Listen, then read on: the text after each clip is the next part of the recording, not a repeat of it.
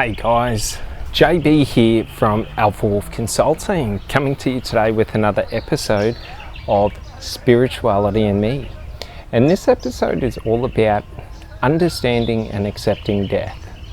So sort of understanding the process of what happens to us when we die, in terms of the physical aspects that happen to us, but also in terms of, what happens to our consciousness. Because if you think about it, if my hand is cut off while I've lost a part of my body, like I haven't died, who I am, my identity of self is, like my consciousness hasn't actually lost anything but a hand. So an important thing to understand is that when we understand our concept of consciousness, we're thinking in terms of our synaptic ability, our ability to process information, discern meaning, and sort of, all of those psychological processes with part of the physiology. So like, for example, without my heart beating, I can't utilize my brain or get oxygen to my brain to be able to utilize it. So it's very important to see this as, the body is a vessel for the consciousness. So when we think about death is simply, a process of the vessel sort of ending or degrading or breaking down, or something happening. But then when we think about it in terms of consciousness, well, if consciousness is a frequency, then all it would be is an energetic exchange where my frequency would go from being a singular consciousness to becoming part of a collective consciousness. So if we think about life and death like that as just a transference of energy in terms of consciousness from being a collective frequency to being a more like singular or isolated frequency. And this is sort of how life and death works in terms of, if we think about our existence as being our thoughts, well, that's just energetic transfer, biochemical electrical impulses in our brain. So you think about that, that's energy, and energy cannot die. Energy can only dissipate or change. So it's very important to sort of have this conceptualization of consciousness, because it allows us to understand the experience of death as being simply a frequency alteration, to where we cease to be, this identity of self experiencing life, to now we're a part of life again. And it's sort of that repeating cycle of being in life and then being a part of life, and then being in life and then being a part of life. Because, to understand this in context of life is that, there is no difference between me and, let's say an elephant. Like, genetically, evolutionary, like, you know what I mean? We're the same form genetically in terms of our evolutionary development. In terms of the elephant has developed one way, we have developed another way, but we have followed the same process, the same life process. We are the same form of consciousness. So to understand this is just to understand that, like, all of life is a part of consciousness, just like we are a part of consciousness, even though we have singular experience or singular understanding or conceptualization of consciousness. So it makes it a lot easier to understand the importance of acceptance in life when we understand that it isn't any more relevant than anything else in life. So my life is no more relevant than an ant's life, than a bird's life, you know, than a tree's life. And when we understand this framework in life, we sort of see the relevance of life and death as just being a process of experience, a process of sort of, you know, a cycle, a cyclical process. It's not so much that we're alive for any reason, but we are alive, therefore we're alive, sort of a thing. So it's not like we're out, you know, running some, you know, meaning of life. It's sort of like we're alive and we bring the meaning that we want to experience to our life. So to understand this is just to understand that in death there is no fear. In death there is no separation from what I am to what is. Like, I am still a part of life. I am still a part of, you know, the universe. I am just in an energetic frequency or an energetic state, not in a physical state of matter. So it's quite interesting when we understand this and when we look at life like this, because then life ceases to have meaning because I am just one form into another form. So it's not so much that there's an overarching meaning to this form, it's more I'm experiencing this form and then I will experience the next form, whatever that may be. So for me personally, the way I understand this is in the complexity of neural networks and neural processing ability. Okay, so the more developed the brain is, the more advanced the thinking and the awareness can be. So like being reincarnated in terms of conscious reincarnation is to the level of complex, like to the level of energetic sort of mustering, or, you know, the amount of charge or the complexity of the energy. So the amount of energy creates more complexity because there's more energy. So the more complex the energetic state is in reincarnation determines the different form, because different energy complexities would require different brain structures and neural networks and synaptic development. So for example, the experience of a human is one where you have the self-awareness experience, whereas, you know, as a dog you're not probably pondering the universe, you know what I mean? You're probably pondering over a bone or some meat or something like that. So it's like there is nothing to fear in death, because death is just reform and reconstitution into a new state. So it's sort of like a new experience. But we don't get to take the memories and all of the attachment that we've collected in this experience, this identity of self, in through death. So, you know, the memories I make, the memories I hold, all of this doesn't pass with me in death. It ceases to be. This is part of the current experience.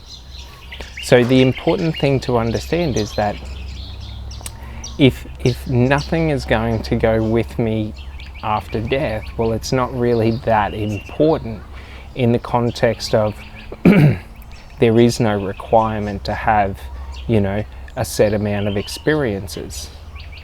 Like, you know, you're able to determine and discern the experiences, what you want to experience in life, like how you want to live life, how you want to hold relationships, like all these different sort of things. There's no requirement to the types of relationships you hold, the social status you have in society, you know, your financial status. It's more of, you know, are you living every day excited and happy about who you are, you know, and what you want to do in life and how you're living your life? Like, are you feeling fulfilled within yourself every day? Or do you feel empty, like you're waiting and wasting time? So an important thing to understand is that emotional attachment to this identity of self is the process to spiritual enlightenment. So understanding how to detach from this experience. To understand that while, the friends I make, those relationships are of paramount meaning to me, overarchingly, they don't really matter. So it's okay, like I don't have to be sort of emotionally attached to them. I can just understand they are a part of the experience, if that sort of makes sense. So to understand this is just to understand that, like, who I am doesn't matter to anyone but me. Like, what I do in life isn't about anyone outside of myself. But myself doesn't exist. So while I am doing the work or seeking to achieve something, there is no overarching meaning or reason for achieving it.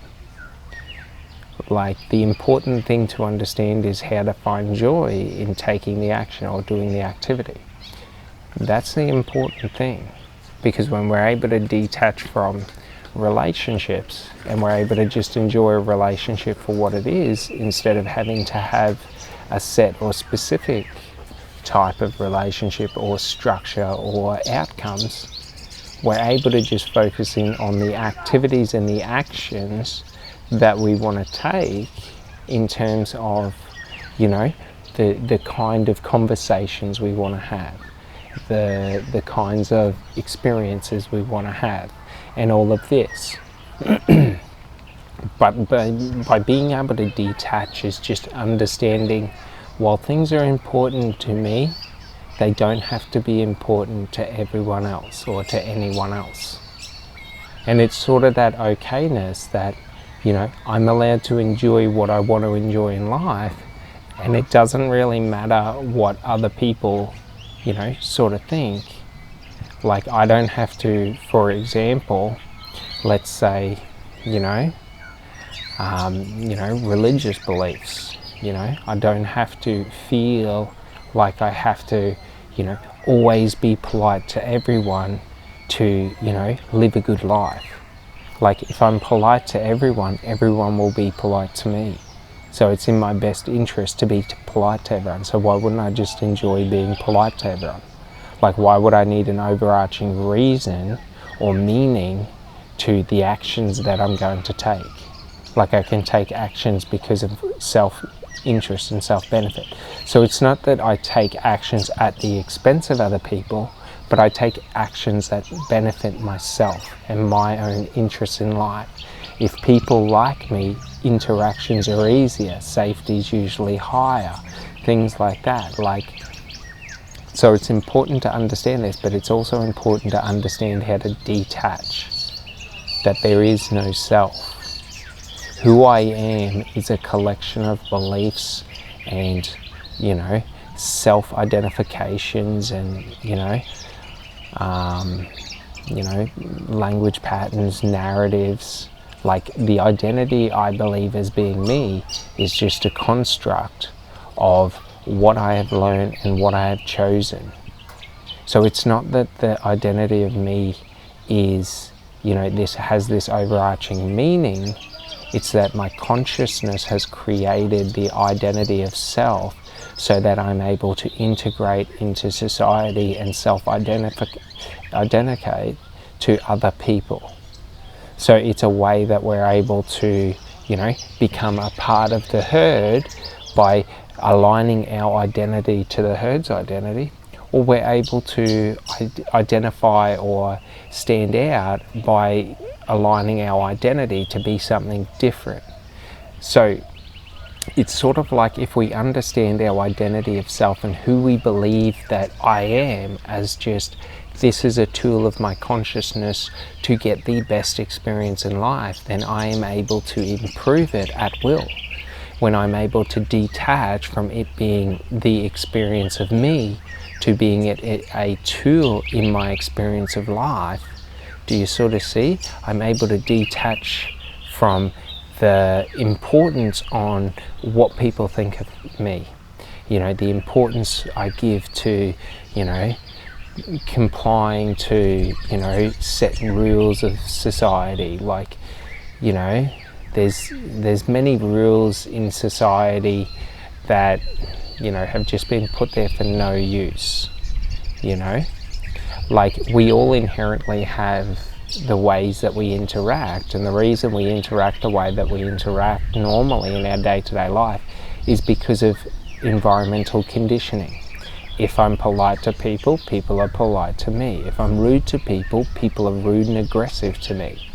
Like, they're just learned skills and behaviours that we all agree that if we're all polite to each other, we all don't have a reason to, you know, be negative or angry towards each other. You know, if we're all going around being rude to each other, like, we're all just going to be angry and aggressive with each other. So it's not that there's any overarching meaning to the reason behind our behaviours. Our behaviours are because, like, they're just, like, sort of, if we think about a biological, like, process, like, our behaviours and how we interact with each other are like psychological processes in terms of their agreed ways or structures to, you know, engaging with one another that we have created, and we agree to the rules and we have common rules around the conversation. So, like, for example, if we're talking to someone and then they start, you know, trying to manipulate the conversation and create arguments and, you know, gaslight us, well, that's not a part of the agreed, you know, agreed way we conversate. So, you know, we are allowed to back out of that conversation and say, I don't want to talk. You know what I mean? So, like, it's not because there's overarching rules or meaning, but it's because we just have agreed ways of being able to predict behaviour. So we all agree that if we're polite to each other, we don't have to worry about each other attacking each other. Like, it's just basic. Like, it's in our subconscious patterns, which are conditioned through schooling and evolution. So you know, social evolution, through how we've integrated in society. So it's not so much that society says this is right and wrong, it's that everyone in society agrees this is the way we want to live.